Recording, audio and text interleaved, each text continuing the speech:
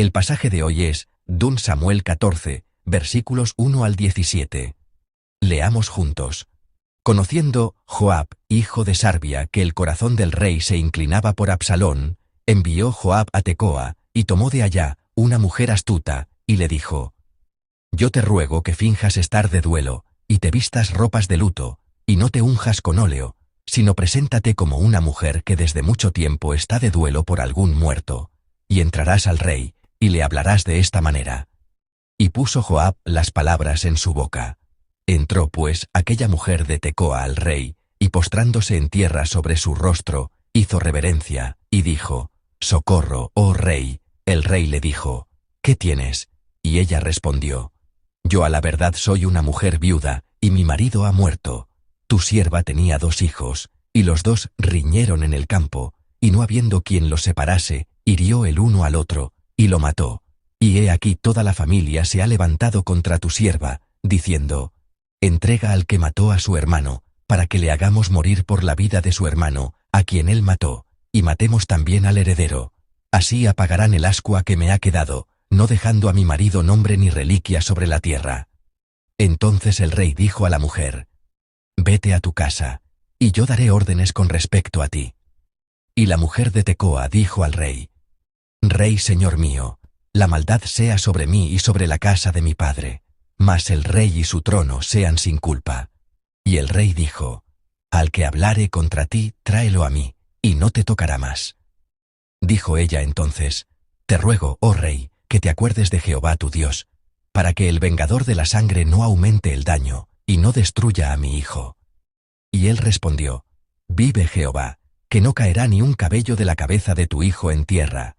Y la mujer dijo: Te ruego que permitas que tu sierva hable una palabra a mi señor el rey. Y él dijo: Habla. Entonces la mujer dijo: ¿Por qué, pues, has pensado tú cosa semejante contra el pueblo de Dios? Porque hablando el rey esta palabra, se hace culpable él mismo, por cuanto el rey no hace volver a su desterrado. Porque de cierto morimos, y somos como aguas derramadas por tierra, que no pueden volver a recogerse. Ni Dios quita la vida, sino que provee medios para no alejar de sí al desterrado. Y el haber yo venido ahora para decir esto al rey mi señor, es porque el pueblo me atemorizó. Y tu sierva dijo: Hablaré ahora al rey, quizá él hará lo que su sierva diga. Pues el rey oirá, para librar a su sierva de mano del hombre que me quiere destruir a mí y a mi hijo juntamente, de la heredad de Dios. Tu sierva, pues, dice: Sea ahora de consuelo la respuesta de mi señor el rey, pues que mi señor el rey es como un ángel de Dios para discernir entre lo bueno y lo malo. Así, Jehová tu Dios sea contigo. Amén. Entre las cosas que influyen en la vida de una persona, hay un elemento llamado historia. Por medio de las historias que escuchan, las personas a veces deciden vivir una vida nueva. Por medio de esas historias reciben consuelo, y por medio de esas historias reciben sueños. Porque una historia no es simplemente una información. Contiene una fuerza poderosa que forma los valores y la cosmovisión del ser humano, y que decide la dirección de su vida. Por eso podemos decir que las historias se convierten en una fuerza que transforma y completa toda la vida de una persona. Cuando escuchamos las muchas historias que llegan a nuestros oídos, hay un proceso indispensable. Ese proceso es discernir. Por buena que parezca una historia, por conmovedora que sea, si esa historia es ficción o mentira, o si se acerca a nosotros por medio de una intención vacía de alguien, jamás debemos dejarnos influir por ella. Si además cita el mensaje de la Biblia, debemos tener todavía más cuidado.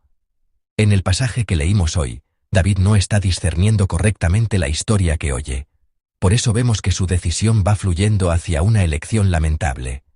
El trasfondo del pasaje de hoy es este: Amnón, el primogénito de David, fue asesinado por Absalón. Amnón murió en relación con el mal que había cometido, pero que una vida sea quitada por otra persona sigue siendo algo doloroso. Fue un asesinato. Por eso Absalón huyó a Gesur, la tierra de la familia materna, y pasó allí 3 años como fugitivo. ¿Qué estaba haciendo David?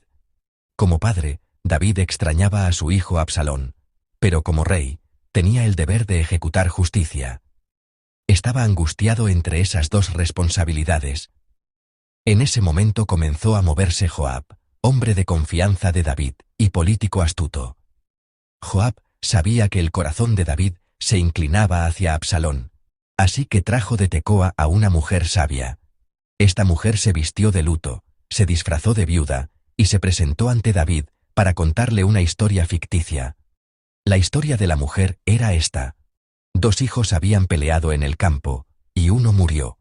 Ahora la gente quería matar incluso al hijo que quedaba, el que había matado a su hermano. Porque había cometido homicidio, decían que no podían dejar al asesino sin castigo. El núcleo de la historia era la súplica desesperada para que aquel hijo fuera preservado, a fin de que continuara la línea familiar. David fue conmovido por esta historia trágica y, invocando el nombre de Dios, juró proteger a ese hijo. En ese momento, la mujer volvió la flecha de la parábola contra David. Tocó el corazón de David preguntándole por qué el rey pecaba contra el pueblo de Dios y no hacía volver a Absalón, el expulsado. Si observamos con calma este texto, parece superponerse con el momento en que David encontró al profeta Natán después de pecar con Betsabé.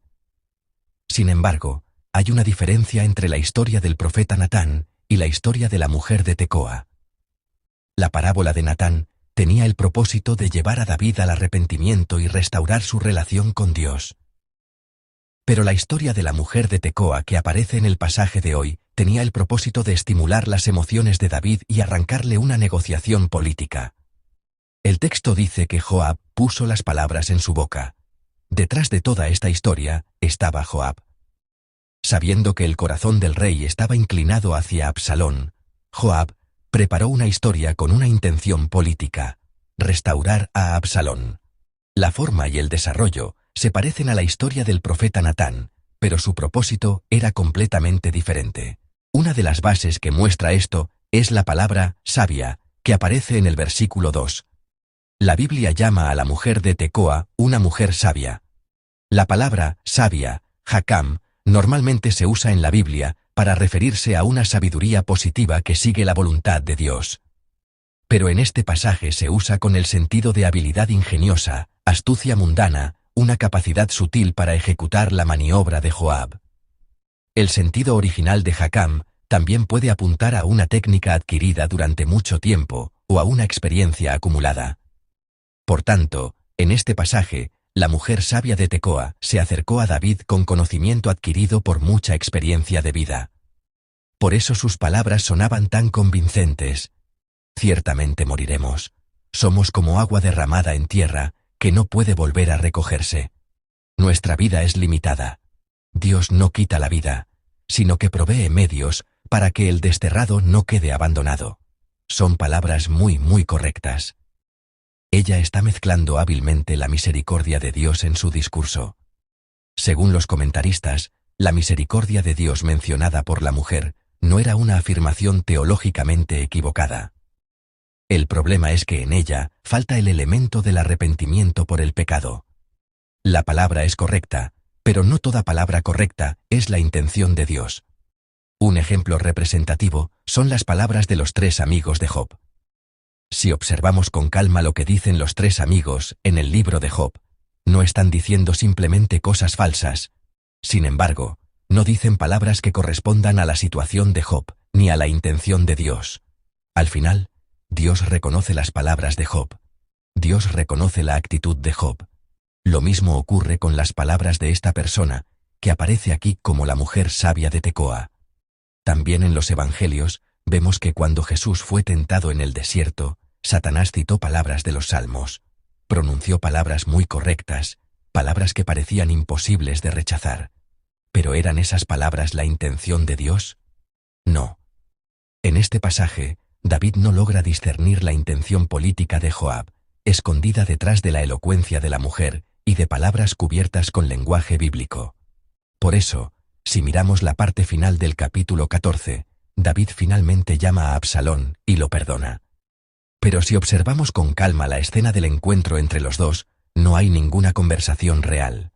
No hay palabras como, te extrañé, ahora te perdono, reconstruyamos nuestra vida, resolvamos este problema. En la parte posterior, aparece simplemente la escena de ellos viviendo a distancia, sin ninguna de esas palabras. Eso nos muestra que el perdón de David no fue un perdón completo. El perdón que David mostró fue solamente una compasión sentimental de la cual se había excluido la justicia. David mismo recibió una disciplina muy grande por el caso de Betsabé, y esa disciplina todavía continuaría. Dios ciertamente perdona el pecado, pero no hace que evitemos sin más toda disciplina relacionada con ese pecado. Esto no significa que tengamos que pagar nosotros mismos el precio del pecado. Significa que, a veces, debemos atravesar y asumir la situación que se produjo por lo ocurrido. Ese perdón a medias de David terminó produciendo una tragedia aún mayor: la rebelión de Absalón. Debemos decir que el perdón defendido por la mujer de Tecoa era una gracia barata que ignoraba el costo del pecado. Pero el perdón de Dios es completamente diferente.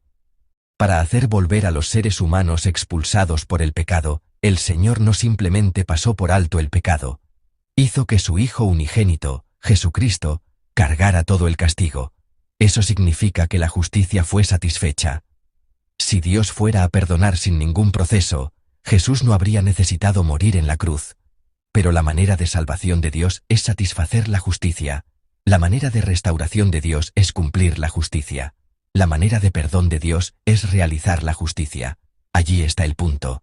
La cruz es el único lugar donde se encuentran la justicia y el amor de Dios. La vida de un santo con discernimiento espiritual no consiste simplemente en tapar conflictos. Consiste en practicar el perdón mientras se establece la ley de Dios. Es tomar el estándar de Dios como nuestro estándar. Debemos poder recibir la justicia de Dios como justicia y el amor de Dios como amor. Pasar todo por alto, de manera vaga, jamás es gracia. El teólogo alemán, el pastor Dietrich Bonhoeffer, escribió en El costo del discipulado: la gracia barata es el enemigo mortal de nuestra Iglesia. Es perdón de pecados sin arrepentimiento, gracia sin cruz. La persuasión de la mujer de Tecoa llevó a David a elegir una gracia sin cruz. Hoy, al resolver los problemas de la vida, nosotros también a veces usamos cualquier medio y método, y confundimos la sabiduría mundana de Joab con la respuesta de Dios. Pero el verdadero discernimiento espiritual no es la conveniencia de la situación, es perseverar hasta el final en la dirección que señala la palabra de Dios. Para eso, la meta que debemos mirar es la cruz de Jesucristo. Porque en esa cruz hay justicia, y en esa cruz hay amor perfecto.